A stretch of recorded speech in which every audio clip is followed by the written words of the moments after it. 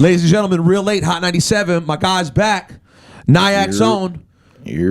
Bishop Nehru. Another project. Elevators Act 1 and 2 is out right now. Yep. How are you, bud? I've been great, man. Just chilling, working hard. Smelling like weed? Yeah, that's regular. Honestly, I feel like that's very Wiz Khalifa influenced. What do you mean, the smelling like weed? Just smoking, like, I never really smoked. I used to be straight edge, like super straight edge. Till when? Till probably like, I want to say like 9th grade. It's like freshman year high school. 9th grade was like 5 minutes ago for you. How old are you? 21. 21 now. Yeah. So you started, until 9th grade, you were clean as a whistle. Right. Since then, the last 7 years, just a mess. Right. It's a total mess out here. You seem like you've kept it pretty together and focused, though. Yeah, I mean, I don't like smoke and just sit around and do nothing. I like try to read and meditate and do different shit. Your pops is Jamaican, right? He's not. I don't know. He's not Jamaican. But since the last time you said that in the interview, I said it last time too. Yeah, I thought you was joking. Low key, I thought you was like roasting because I smelled like bud. No, so I thought you was like. I don't know why. I thought your dad was Jamaican or something. Nah. What's your dad? What are your parents' background? We're just black. Like we're Aboriginal from America. Like we're just from America. Black American. Yep. Original American black. We were the Americans that was in America before slavery, before the slave trade, before Africans got sent over here. Is that a real thing? Yeah. There was definitely Africans in America before. Yep. And are you able to? How far back can you trace that? I mean, honestly, my dad says his father was like Cherokee. He used to say he was Cherokee, and my grandma, I know she's just from like North Carolina. So this is interesting. We're gonna have to do some family research. I wanna go do. That's the thing. Most black people don't know, like, that are in America. They don't know what their heritage is. Can I tell you the truth though? One thing I do think is overstated is that everyone says that about black people, which is true because it's especially once slavery happens, very hard to keep track of where one's roots are from. But just for the record, like, I mean, I guess my parents do know, like, because my mom. I'm only one. My mom on my mom's side, I'm just one generation back to being in Eastern Europe. My dad's is more than that. But like, I don't know my dad's ancestry well either at all. I know they're Hungarian. See, but black people don't even know what country. Right. If you're not Jamaican, you don't even know which. Yeah, you're guessing You're right. You don't know where you're from. You could be from Uganda. You could be from Senegal. No, that's what I mean. Like, that's very true. You could say he's Hungarian. Yeah, I don't know. Like, yeah, that's very true. I'm talking about not knowing like specific details. You're talking about not even knowing like broad stroke things that you think one would know. Right. Now, do you get into deep topics like this on Elevators Act 1 and 2? No, honestly, Elevators Act 1 and 2 was more about like I wanted to combine kind of like my thoughts on what reality is and also just kind of mix it with things that I was going through personally. Okay. If that makes sense. Like, I kind of look at the world as the Matrix, as an illusion. So I feel like for the past couple of years, I've been like kind of alone, seeing things in a different perspective than everyone else. So like certain things that people will get upset about, I don't really, like, the world's kind of sensitive today. Yes. With the things everyone talks about. Super. And the type of person I am, I'm not sensitive at all. Like, I'm sensitive, but I'm not sensitive to like everything, if that makes sense. Like, there's certain topics that I just like, all right, whatever. You could talk about them. Well, even just now, right? The topic we just talked about, you talked about very plainly, and that's how I am. Like, I'm a very like blunt person. Like, I say what I mean what I say, and I say things very upfront.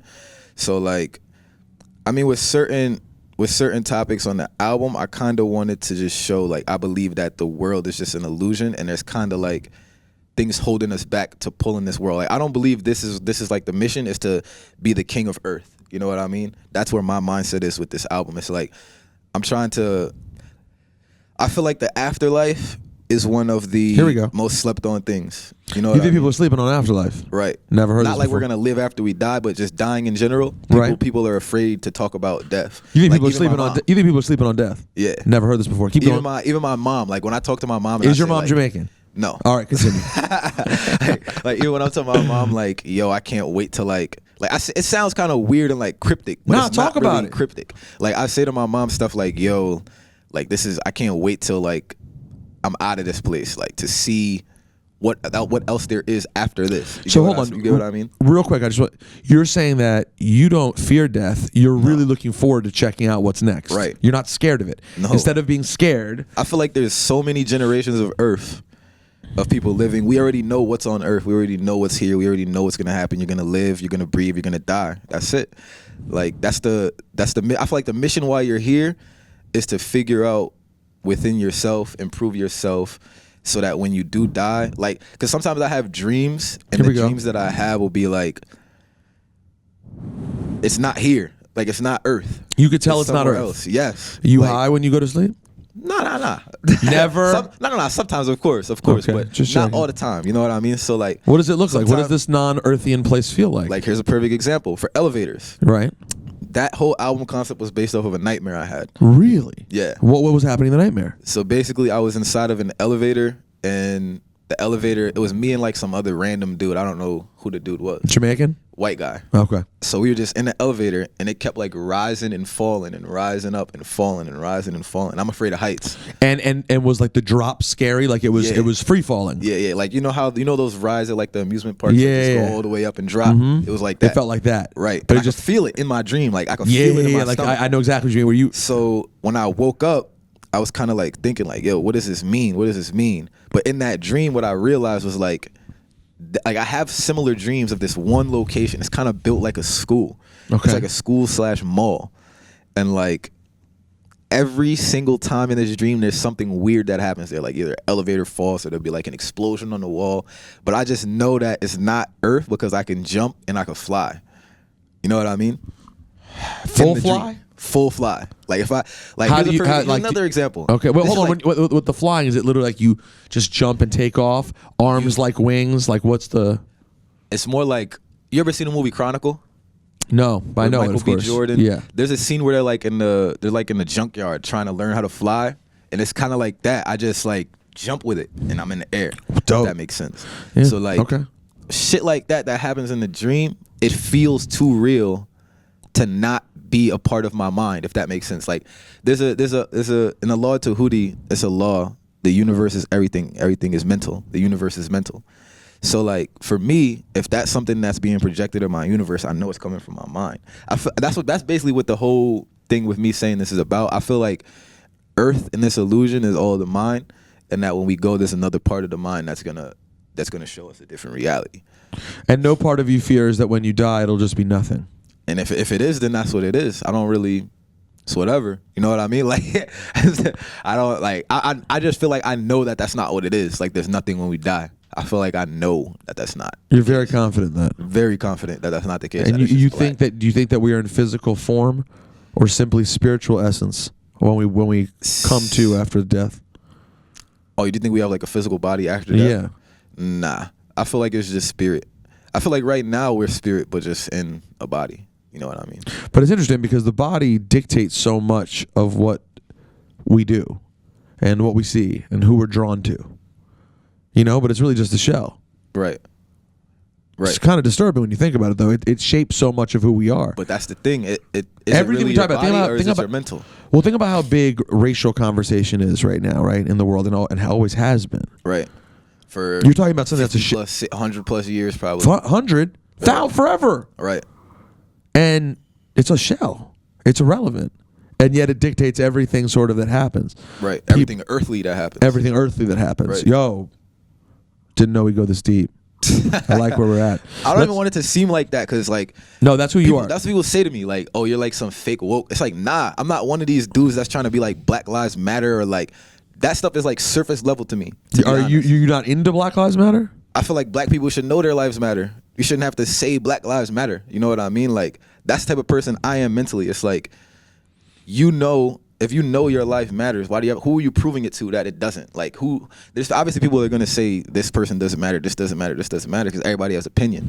But if you yourself know Black Lives Matter, why do you have to prove to somebody else that Black Lives matter? So you're saying it's not that you disagree with the sentiment, right, is that you disagree with needing to say to someone who doesn't believe that Black Lives Matter. That's like me going up to somebody who's like a Nazi or something and being like, yo, check out this from this Jewish person. You already know what their response is going to be. You know what I mean? No, I'm not into that. So why are you trying to it's kind of like, why are you trying to help somebody who doesn't want to be helped or isn't into what you're into? You know what I mean? So that's kind of like how it's like wasting your energy. Exactly. When you could be focused on yourself, building yourself up, and changing another person's perspective who actually wants their perspective to be changed. Like, you can't change everybody's perspective. All right, now speaking of earthly things with maybe spiritual feelings, tell us real quick about this album. How much MF Doom is on here beats-wise? Oh, I got 5 beats from Doom. Of course you do. 5 beats from K Tronada. How do you doing this? How do you get 5 beats from Doom and K Tronada? Like, how do you do that? Well, Doom, I kind of have history with him already. You already know. But so he's your guy now, and he'll make it happen. Like, I guess so. The business part falls into place because he's down to do it. Yeah. All right. And what about K Tronada? K, I worked with his brother Lou Phelps on a project or a song for his project, and after that, me and K Tronada was just pretty much connected, linked up in L.A., made a track in L.A., and then when we made the track in the studio, he was like, "Yo, we should work on an EP." I was like, "I'm with it." So you ended up doing 5 songs. Not that one night, but over time, and instead of doing one EP, it ended up being this. Yeah. So is the project split into 2 parts, 1 and 2? Or no? Or does it go back and forth between K Tronada and MF Doom? No. It's definitely split. Yeah. Split fully? Yeah. 5 in a row, 5 in a row? Yep. Which part's first? Act 1, K Tronada. Act 1 is all K Tronada? Yep. And then Act 2 is all Doom. Yep. Yo, guys, I hope you go check this out. We're talking about 2 of the illest producers to ever do it. In MF Doom and K Tronada. And I do think K Tronada will end up, when it's all said and done, being someone that we described that way. Yeah, he's sick. Got a lot of different. That's the thing. When we were in the studio, he was playing a lot of different stuff, and I feel like he kind of thought I only wanted like boom bap shit. I was like, bro, that's fire. Play that. Like, play that whole whatever's in that folder. Keep everything. Going. Yeah. He has a lot of shit, and he's the type of person he is. He's really like humble about himself, so he doesn't really like. I was telling him like, bro, you're sick. Like, you're gonna go down as like a Dilla, Mad Lib. Like, I always say he reminds me of Dilla too. Yeah, I was telling him this in the session, and he was like, really? Like, he's kind of reluctant, but I see it. Like, really I'm going to Montreal this weekend. I might bother him. Word. I might have to just go bother K Tronada because I agree. I think he's brilliant, and Doom, of course, his brilliance almost goes without saying. But Bishop Nehru's project is out. We're gonna play a few joints from it right now. It's Elevators Act 1 and 2. Yep. And when you see him, you know what I'm saying, greet him in this earthly world, but know that spiritually, you know what I'm saying, he's on a whole different plane, you know, and he doesn't need to show you anything. You make it sound corny. Thank you. That's what I do. And remember, his parents are both proud Jamaicans. Thank you. No, they are not. Thanks for coming by, buddy. Of course. Bishop Nehru, Elevators Act 1 and 2, out right now. Yep.